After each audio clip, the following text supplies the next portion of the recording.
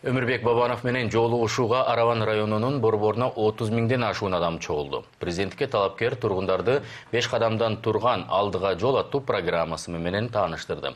Программанын максаты ар бир жарандын жашоосун жакшыртууга багытталган. Өмірбек Бабанов Ош жергесинде баштаган үгүт жараянында 3-чү күн дегенде эле 7 айылдын тургундары менен жолукканга жетишти. Бул жолу кезек Ош областынын Араван районундагы Тепе Оргон айылына жетти. Депутатка койгондо дагы Бабановду колдоп келгенбиз. Үй бүлөсүнөн, семьясынын, айласы менен колдогонбуз Бабановду. Биз мына шу жаш кадр Бабановду талдадык. Бүтүн элибиз, журтубуз менен. Өмүрбек Бабановду болсун.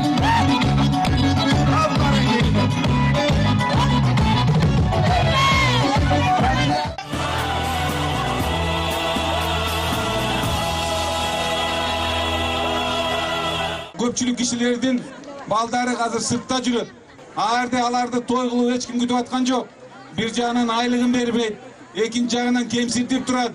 Ошондой абалда алар башчылар биздин мамлекетти багып атат.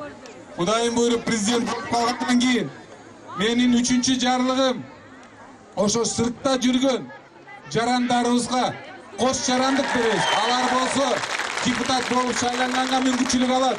Парламентке барып иштегенге мүмкүнчүлүк алат. Сыртта төрөлгөн балдарына да Кыргызстан жаран беребиз, урматтуу элим. Олуттуу реформалардын учуру келди, элим.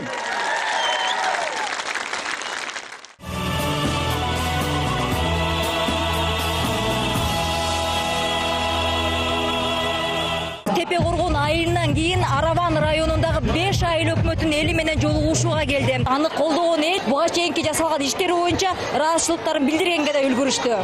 Бабановду мага жаккан жери соттордун ишин колдоп атат. Эң бир тууру.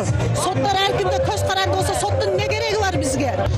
Көмтөрдү жакшы кылып мана элге 26% түшүргөндү 32ге дагы жайга коюп кой деп атат. Бабанов көтөрдү муну. Башка немелер көтөрө албайт да. Колубуздан келет. Себеп дегенде алтында элим бар. Колубуздан келет. Себеп дегенде биздин асмандай ачык ниетибиз бар. Колубуздан келет. Биздин улуу апаттарыбыздан келаткан улуу касиеттерибиз бар. Колубуздан келет. Биздин улуу тарыхыбыз, баскан жолубуз бар. Бардыгыбыз биригип туруп, улуу кыргыз мамлекетин курабыз. Бай мамлекетти курабыз. Ийгиликтүү мамлекетти курабыз.